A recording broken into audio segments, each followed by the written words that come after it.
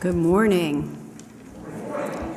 Our opening words this morning are entitled Joy and Regeneration.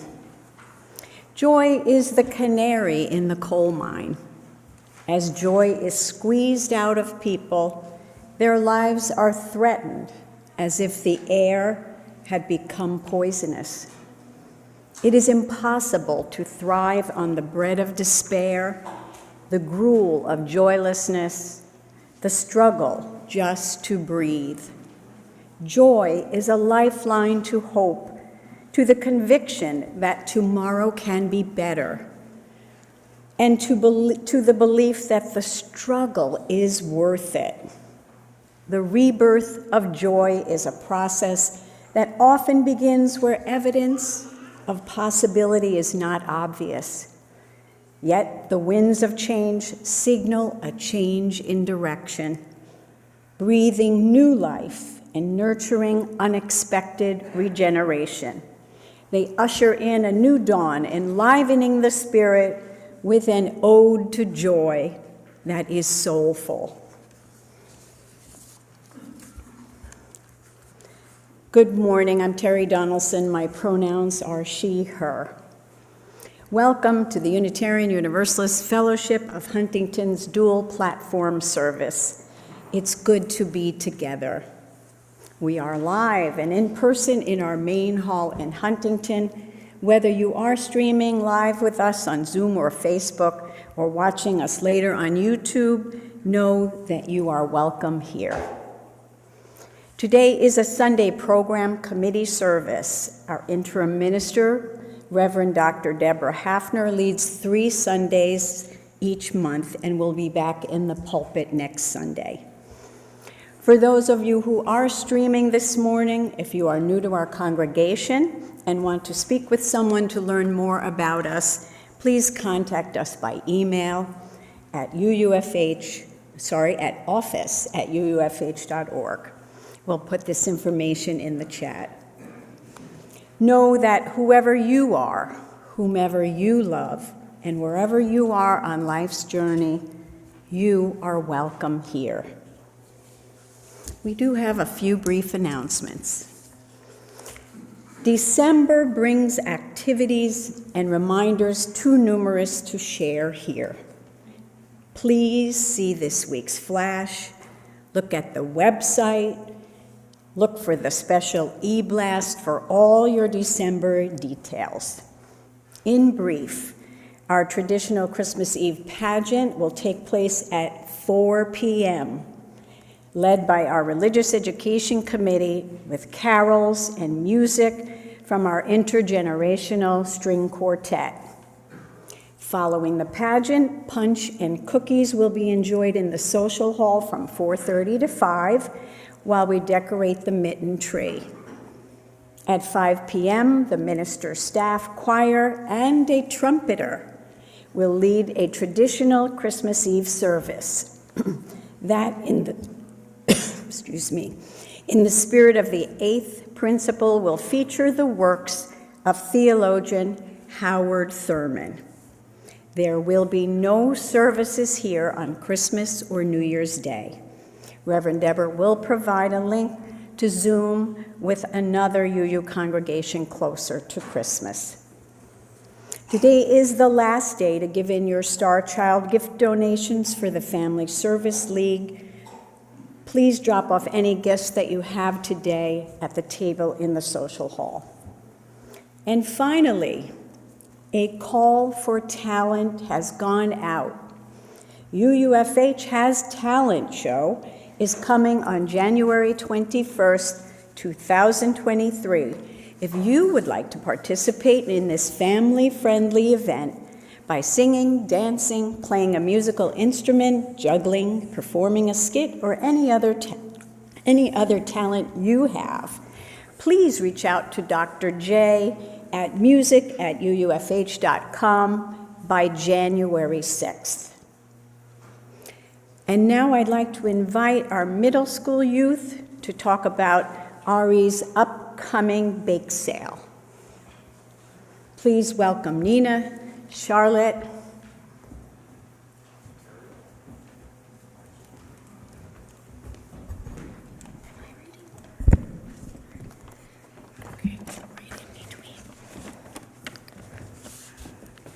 Do we both read or? I think you read. All students in the UUFH Religious Education Program are proud to invite you to our charity holiday bake sale next Sunday, December 18th. It is being organized by the middle school class. We will be donating what we raise to the International Rescue Committee, IRC, and Oxfam International. The IRC is providing emergency kits to the families in Ukraine to help them warm this winter. War has destroyed a lot of their heat, electricity, and homes, so we want to raise money to help them with shelter and blankets. Oxfam International is a global movement of people who are fighting inequality to end poverty and injustice. We want to donate more money for food, medical care, blankets, soap, water containers, and more. Please join us at the social hall after services on December 18th for delicious homemade cakes, cookies, and desserts for worthy causes.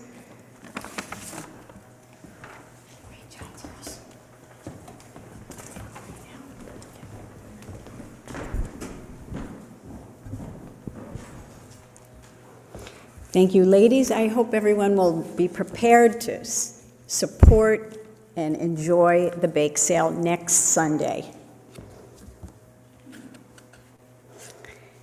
Please join me now in reading our mission statement. The words are on the screen. In religious community, we nurture our individual spirits through caring for one another and helping to heal the world. Now I'd like to invite Joan Callie to light our chalice, the symbol of our Unitarian Universalist faith. The words by James Vila Blake are said at the beginning of each Touchstones meeting. Love is the spirit of this group, and service is its law. This is our covenant, to dwell together in peace, to seek the truth in love, to serve human need, and to help one another. This morning, we will hear from participants in our small group ministry programs, including Touchstones, Wellspring, Creativity Matters, and our parent group. Our first speaker is Danielle Burby, our Director of Religious Education, who oversees and facilitates some of these groups. Good morning, everyone. So, small group ministry is a huge passion of mine. It's what we do each week in RE classes, so it's something our children, youth, and volunteers are able to participate in on Sunday mornings. But I don't think we talk about it enough as a powerful tool for all ages. It fosters relationships, community, and most of all, self-guided growth. As UUs, we are a non-creedal religion, which means we do not have someone at the top telling us what we do and do not believe about God, creation, what happens after we die, etc. As UUs, we can be atheists, theists, agnostics. We have pagan UUs, Jewish UUs, Christian UUs, Buddhist UUs, the full gamut. What we share as UUs is that we are guided by our 8 principles, which we as a denomination debate, refine, and change via the democratic process over time to meet the current moment. That's why we call ourselves a living tradition. We leave room for ourselves to evolve and grow. Just a year ago, for example, we only had 7 principles, and our congregation voted in the 8th. So how does this relate to small group work? Our 4th principle is that we as UUs engage in a free and responsible search for truth and meaning. This is a solitary quest that spans an entire lifetime, and it doesn't end once you bridge from high school RE into adulthood. And because of that, formal opportunities to engage in small group work should be available to all ages, not just our RE students. Today you're going to hear about Wellspring, Touchstones, the parent group, Creativity Matters, and more. And so I'll take a moment right now to plug the small group for parents, which is run by Laura Otten and Connie Sorsher. So raise your hands. Yep, there's Connie. So go to Connie or Laura if you are interested in participating. Connie, is it meeting today? No. January. They meet twice a month after Sunday services with childcare provided. Creativity Matters, which I lead, meets the 3rd Saturday morning of each month, and we do creative projects together. Last month we used clay to create our own someone created a chalice, I made a little pot, and the month before that we actually tie-dyed t-shirts because our theme was courage. So we actually meet next Saturday morning, so let me know if you're interested. It's an open group. So each of these available groups is a valuable and wonderful way for you to find deeper connections within the congregation. In small group ministry, we are not there to judge, fix, or coach one another. We are there as equals in our search. We are there to witness and to support. Personally, my most powerful moments as a UU have always come from my small group work. You're about to hear from Emily Olander on a video about our young adult Wellspring group, which has met twice a week for nearly 3 years now. And I've become so close with these women over these years that they were all at my wedding in June. Wellspring has become, for me personally, a vital part of my life. And it isn't about the curriculum itself, it's about the act of being in this case, Zoom room with each other, because religious education is lifelong, and small group ministry, I believe, is a vital part of that. And so now we'll see a video from Emily Olander, and after that we will sing we'll have a slight departure from our typical song to sing our children and youth to class, but children and youth will go to class.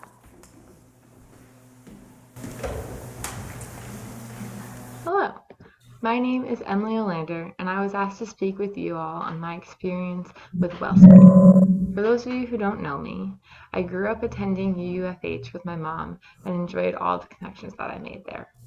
However, I now live outside of Ithaca, New York, which is a good 5 hours away from you. In August of 2020, Danielle Burby reached out asking me to join a Wellspring group of other young adults. How she described it to me was by saying, and I quote, "We will have wonderful, vibrant, deep discussions about spirituality and life." I was intrigued when I saw this email. I'd been trying to connect with the congregation in Ithaca, however, this was halted abruptly during the pandemic, and I was having trouble connected to them virtually because I had no prior relationships with anyone there. Our group met over Zoom and was filled with familiar faces from RE classes growing up who I had not connected with in many years. At first, we started off very structured. We were expected to do the signed readings and activities between sessions. However, our group quickly acknowledged that we're not always going to come prepared. Wellspring has an outline of questions to discuss each session that usually relate back to the readings. Even when only one of us completed the reading, we were able to fill the time with wonderful, vibrant, and deep discussions. Honestly, I think we normally went overtime and had to rein back our conversations because we just would have kept talking for hours. Wellspring sessions quickly built connections between us and connected me to spirituality and faith conversations that were more comfortable and accessible. We had conversations ranging from what is spirituality, how can you practice it, the importance of joy, and perspectives on death and dying. We dove into the Unitarian Universalist principles, asking deep questions about their meaning and how it's practiced, or how we could practice them more. Now our group is into our third year together and focusing on art, creation, and creativity as forms of spirituality. We have a group chat where we continue our conversations between sessions, sending each other images or stories we find that remind us of our conversations. We have acknowledged that even on long, tiring days when we just want to lay in our bed and not talk to anyone, that hopping on these meetings together bring us the peace, connectedness, and restoration that we needed. I'm truly grateful for my Wellspring group, and I'm excited to continue our journey together for the years to come. Thank you.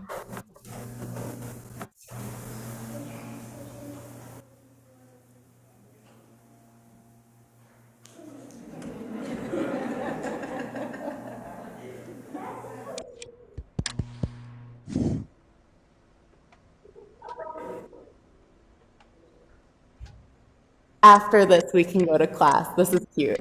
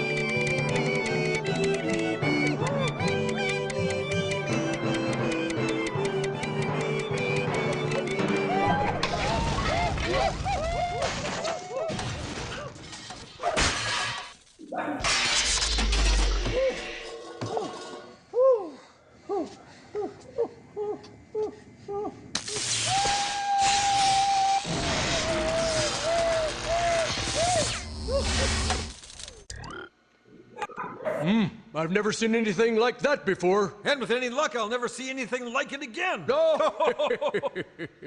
Play it again. Oh, right.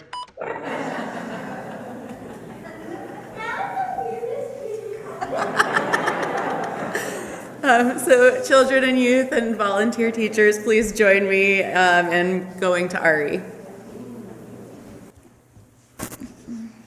Good morning, everyone.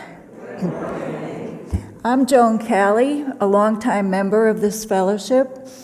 I haven't been here recently in person for the last few years. I'm a Zoomer. But here I am today in the flesh, and I must say it feels good. I'm going to share with you some more Wellspring information and experiences. Wellspring offers Unitarian Universalist programs of varying lengths, from as short as 6 weeks, 1 meeting a week, to as long as 10 months, meeting twice a month. The goal of all Wellspring programs is to deepen our individual spiritual lives and our connections to one another. We do this through daily spiritual practice, spiritual direction, study, reflection, and small group meetings. Sounds like a lot? Well, yes and no. It's like auditing a college course. There are no tests, no requirements. You don't even have to do the homework or show up.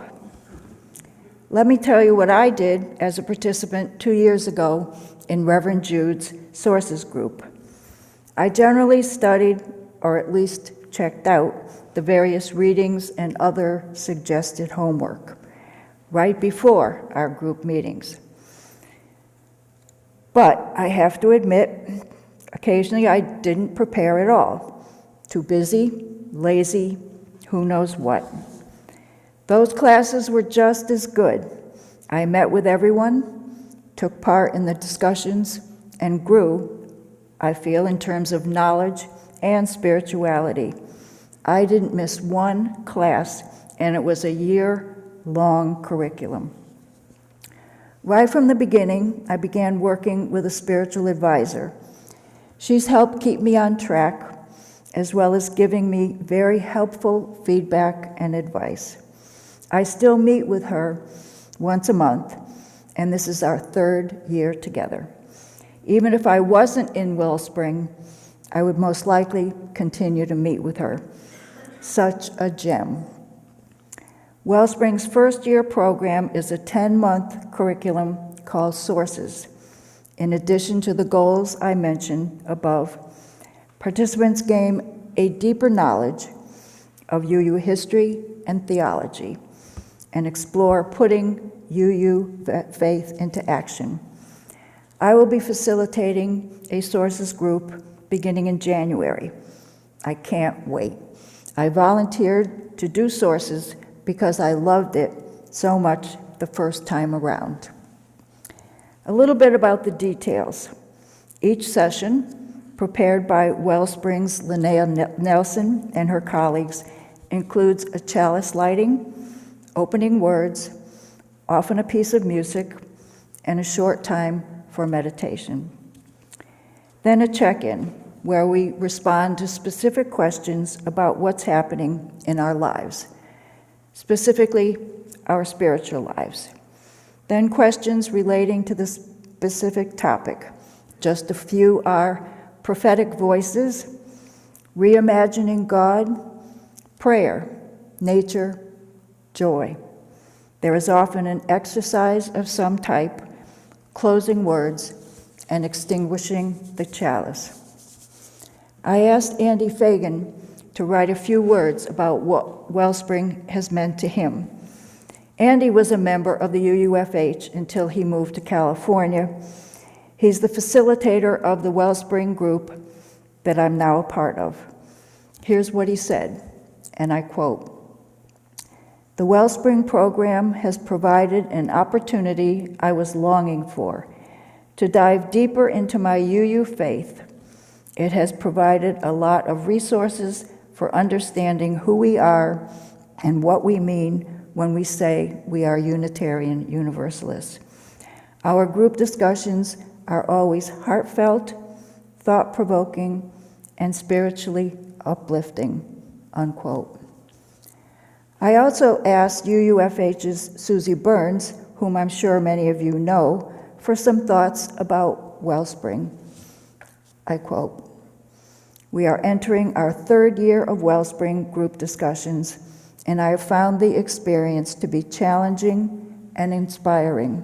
The written materials are very well chosen, diverse, and thought-provoking.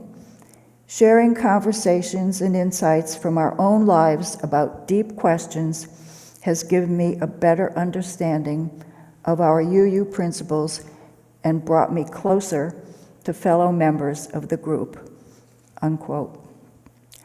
I second all of these sentiments. You must realize that I'm exceptionally devoted to Wellspring. I came here to speak today despite a broken ankle and this monstrous boot. How about that? If you want to know more about Wellspring, talk to me, see Shelley in the social hall, or watch for information in the flash. I'd like to end with a quote from an anonymous Wellspring participant. "My time in Wellspring was among the most powerful small group experiences I have ever had as a UU." Think about it. Thank you.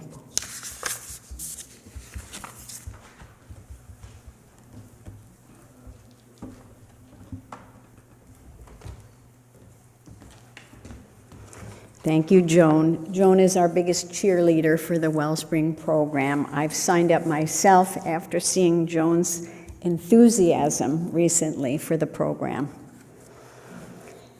This is the time in our service to share our joys and concerns by silently lighting a candle as Isabella plays quietly for us. You may have your joy or concern shared aloud by writing it on a slip of paper, adding your name, and giving it to our pastoral care associate, Cindy Neighbor, who is standing near the candles. Please come to the front of the hall by the center aisle and return to your seat by the sides.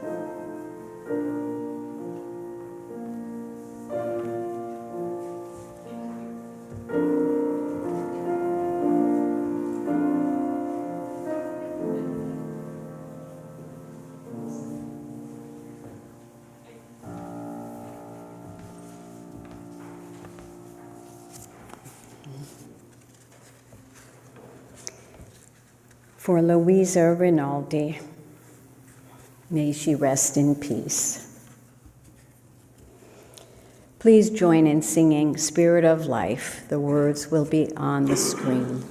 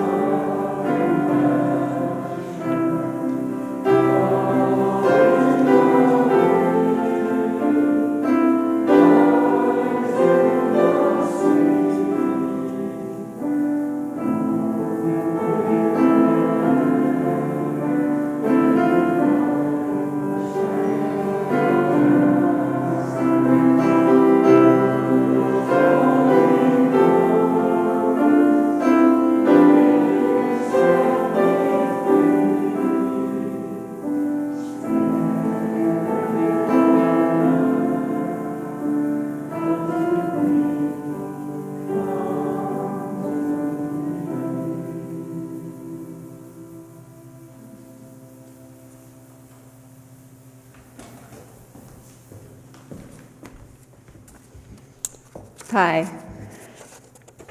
My name is Melissa Densman, and I want to start by saying that I'm grateful to the board for giving me an opportunity to speak today because I'm not leading a small group.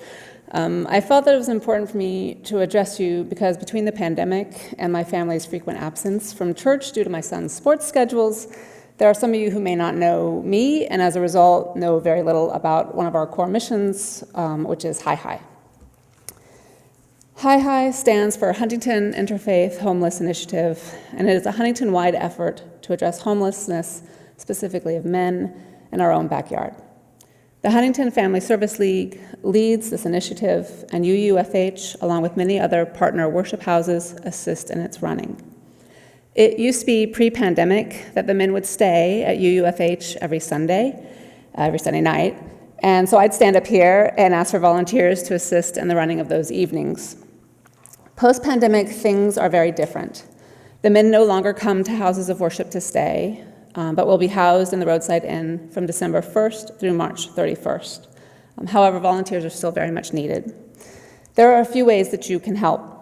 The first is you can sign up to make and deliver dinner. I believe we have one spot in March left open, but Family Service League often has nights that are unfilled, so if that last night in March is filled and you want to make dinner and deliver it to the roadside inn, just email me or come see me and I'll contact Family Service League to see what dates are available.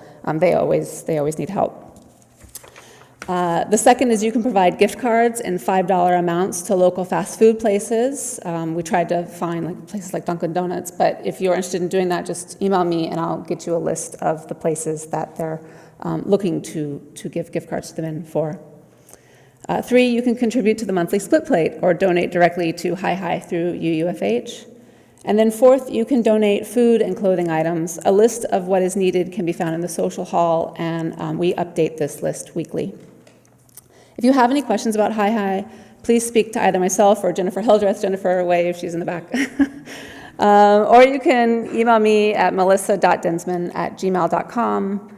Thank you for your continued support of this mission. It's very much appreciated by myself, Family Service League, and most importantly, the men that you are helping.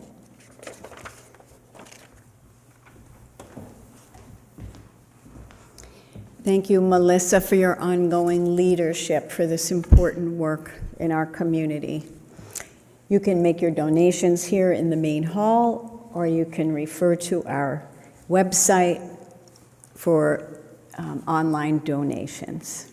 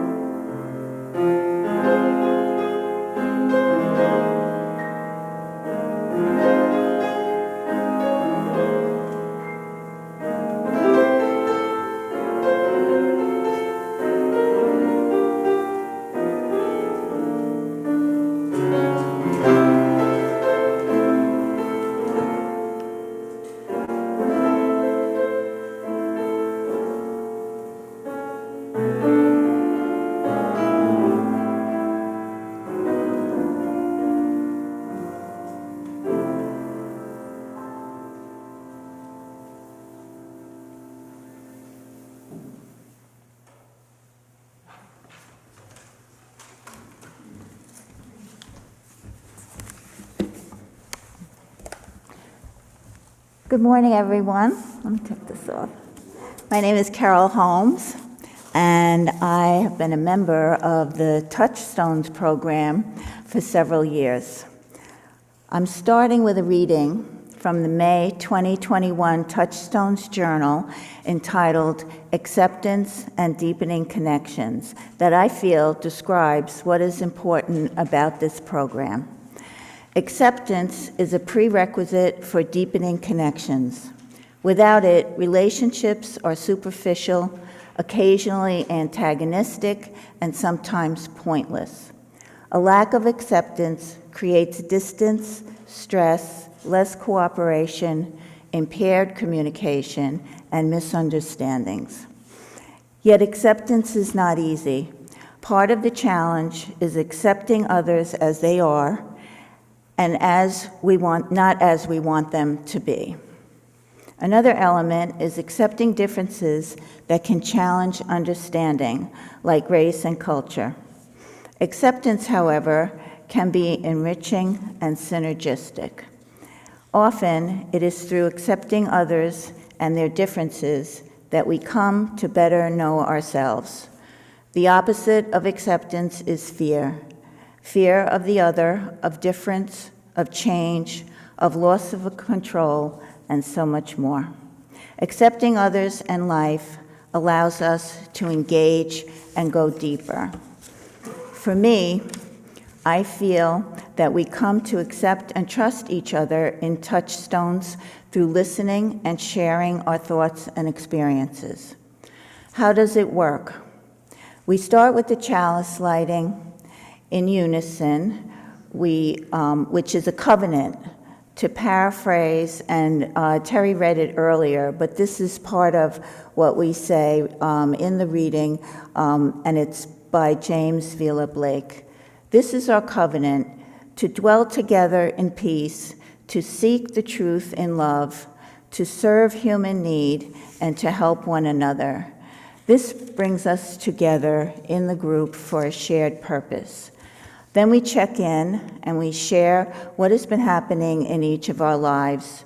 This helps us to understand what we are all bringing to the meeting. After that, we begin the discussion of the topic for the month and readings that we have each reviewed before the meeting, hopefully. We read aloud the ones that resonate with us, and we discuss them. It sounds simple, but sometimes when I read the topic, I don't have clear thoughts or feelings about it, and sometimes the opposite is true. But when we have the meeting, and we're currently on Zoom, and I listen to others in the group sharing their thoughts, I get a new perspective. I get an understanding of the person and the topic. I also learn about myself. As others are sharing, I realize that I need to keep an open mind, and when I share, I need to remember that there are other ways to see things rather than trying to convince the group that I'm right. Over the years, the members of our group have changed. People have come in and some have moved on, but the group continues. And what I find interesting is that there is a continued feeling of trust and acceptance with the former group members. And I think this is a way that we build community at UUFH. In conclusion, I look forward to my Touchstones group every month. And when preparing for this talk, I was thinking about, and maybe some of you can identify, how my communications with friends lately is through mostly text messages. And so they're quick messages, hi, how are you? A little emoji, a smiley face, I like thumbs up a lot. So for me, the Touchstones meeting fills a gap for deeper connection and community. Thank you all.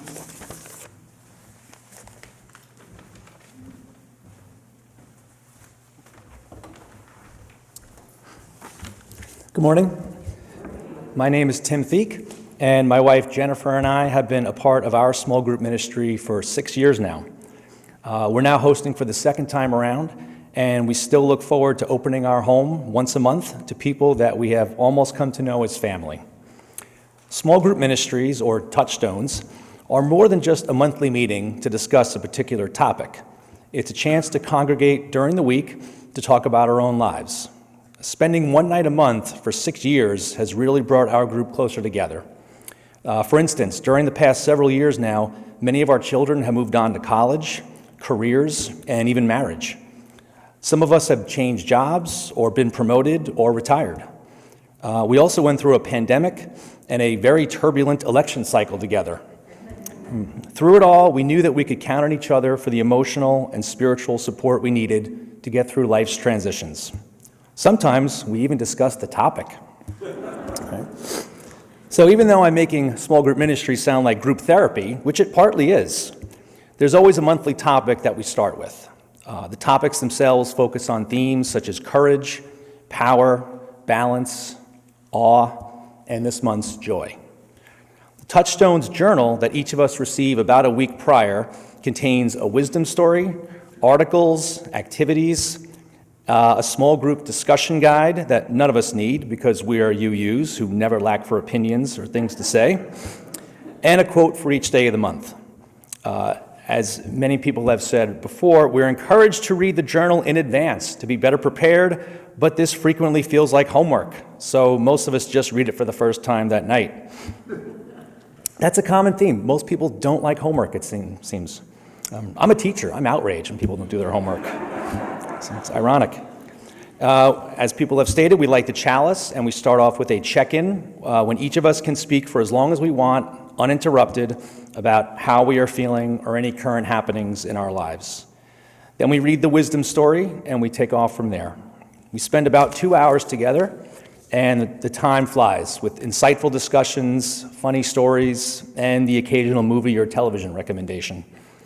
Our group consists of people who grew up in different faiths and who work in careers as varied as medicine, finance, education, and mental health. This enhances our discussions, and it lets us view the monthly topic from different viewpoints. There are several teachers in our group. We also never get tired of telling the others just how great summer vacation is, too. They love to hear that. You know, for balance, we need that. When we realized that this was our 6th year together, I think all of us were a little surprised that this has lasted as long as it has. The fact that about 15 people with very busy lives and families can commit to something like this for so long just shows you how much this small group ministry has meant to us. And I can certainly recommend you join one too. Thank you.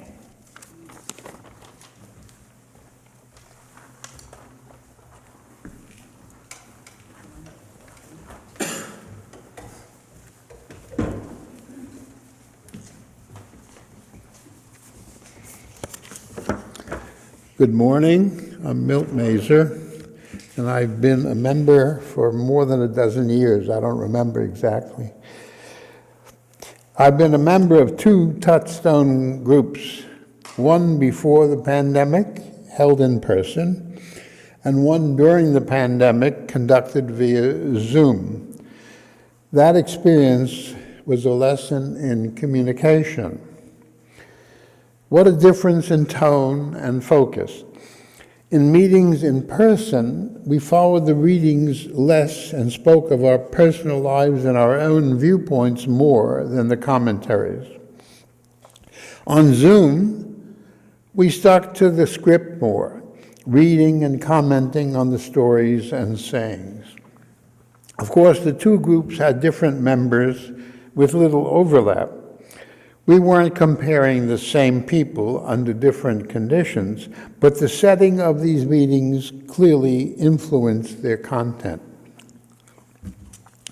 Touchstone groups encourage the exchange of ideas and feelings within small groups of people using themes supplied by our parent UU organization.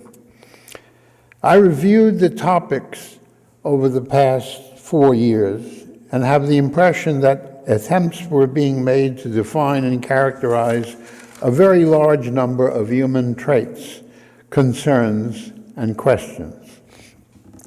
Topics which have a lot of importance in moral and humane values.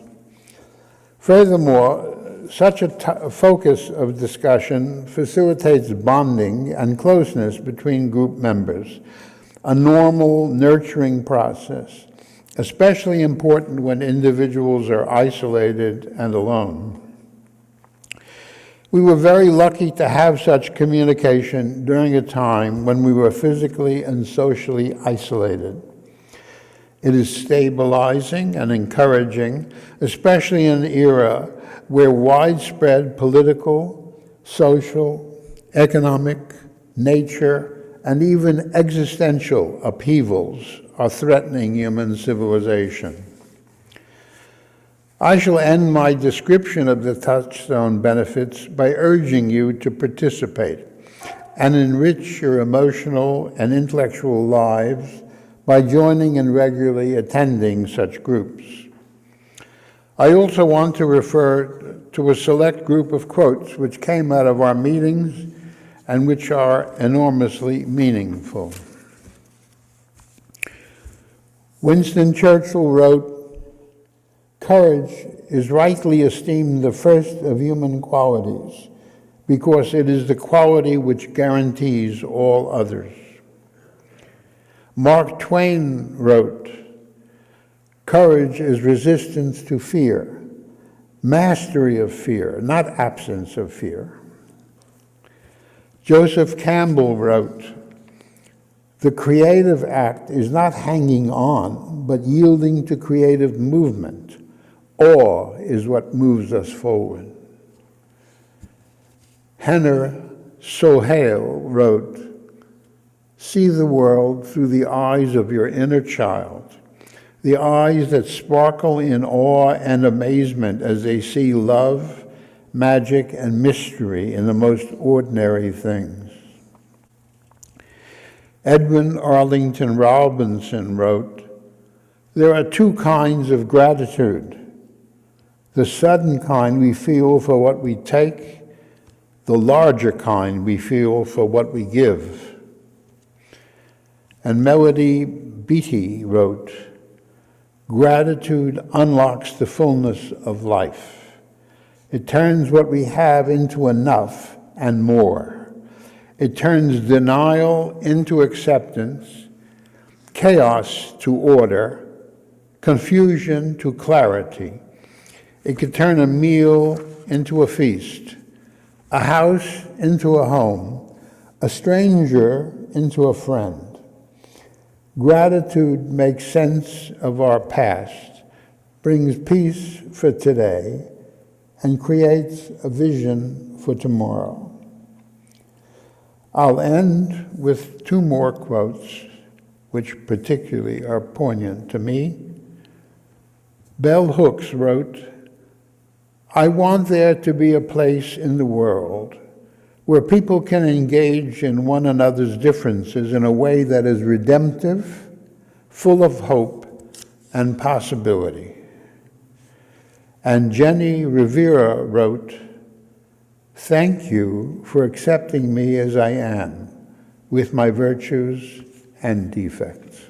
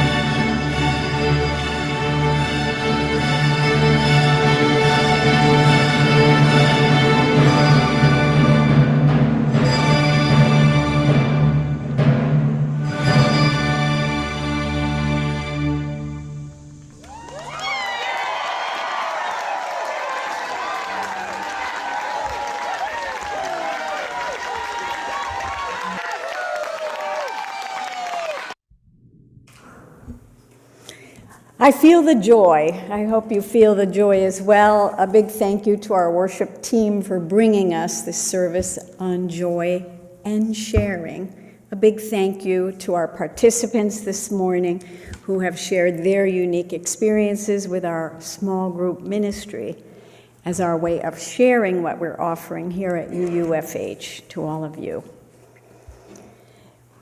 We close this morning with these words by Elizabeth Sell Jones as Joan extinguishes our chalice. We extinguish this flame, but not the light of truth, the warmth of community, or the fire of commitment. These we carry in our hearts until we are together again.